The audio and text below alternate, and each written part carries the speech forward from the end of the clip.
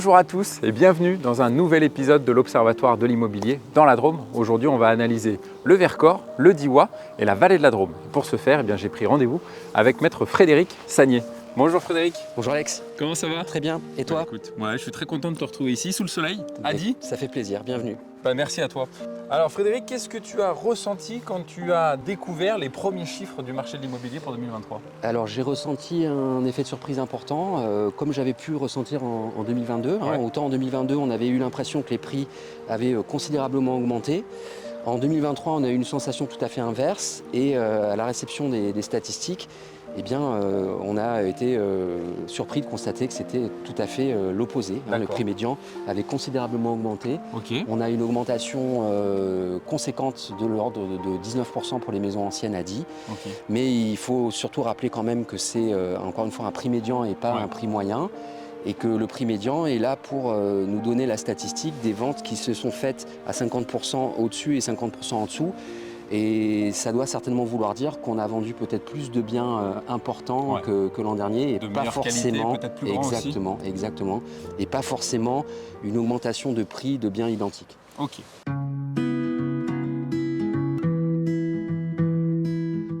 Alors du coup Frédéric, on a bien analysé, donc il y avait une augmentation alors que tu t'attendais plutôt à une baisse. Comment ça se traduit au niveau des chiffres, par exemple pour les appartements anciens? Alors pour les appartements anciens, la baisse est marquée, elle va l'être encore plus pour les maisons anciennes.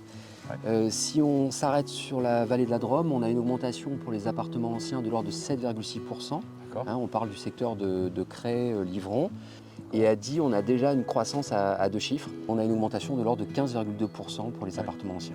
Ok, donc c'est vraiment une grosse augmentation pour le coup. C'est considérable et c'est pas du tout ce à quoi on s'attendait. Alors du coup Frédéric, pour les maisons anciennes?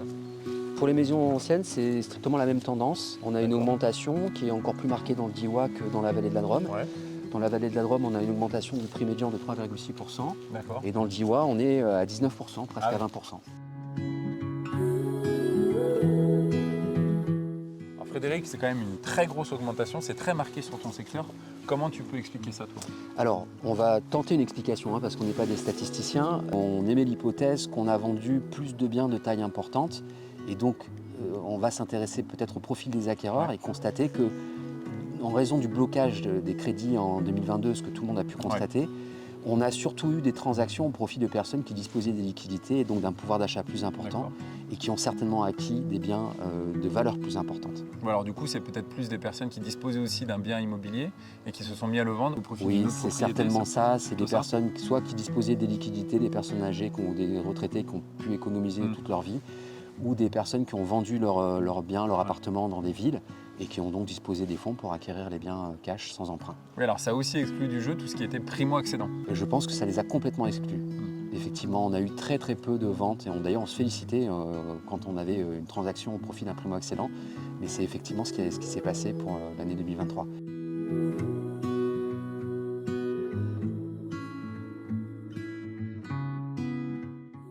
Alors Frédéric, tu nous l'as dit, c'est plutôt des biens de meilleure qualité qui se sont vendus.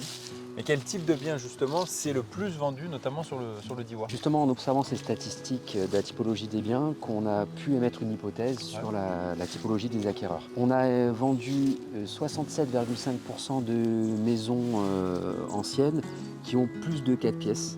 D'accord. Et dans ces 67,5%, on a 27,5% de maisons avec 6 pièces ou plus, avec un prix médian de 380 500 €, ce qui est considérable.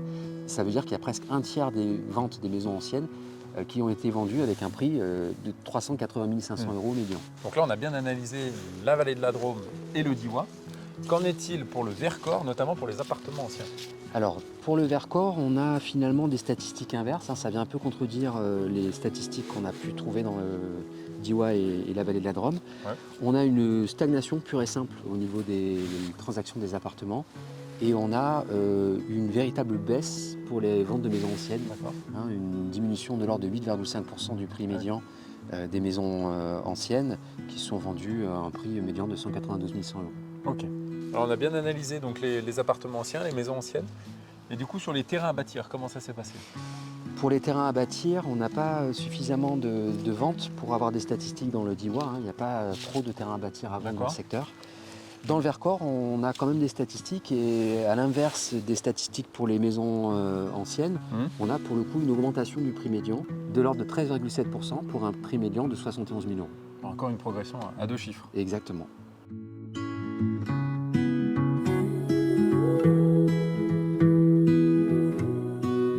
Alors Frédéric, après avoir analysé ces statistiques de l'année 2023, à quoi selon toi on peut s'attendre pour 2024? On s'attend à une baisse nécessaire des prix. C'est déjà ce qu'on peut constater à la lecture des statistiques des avant-contrats. On a eu les statistiques pour le dernier trimestre 2023 et on annonce déjà une baisse de 9,2% pour le secteur de la vallée de la Drôme. Donc à mon sens, on aura une baisse significative en 2024. Bon, en tout cas, merci beaucoup Frédéric. Et puis merci pour cette analyse parce qu'on s'est rendu compte que sur ton secteur, il y avait beaucoup de contrastes, à la fois beaucoup d'augmentation et parfois pas mal de diminution. Merci et bon retour. Merci à toi et puis à bientôt. À bientôt. Pour une prochaine aventure. Quant à nous, on se dit également à bientôt pour un prochain épisode de l'Observatoire de l'immobilier. Et puis je vous invite à consulter le site passesalacte.com. À bientôt.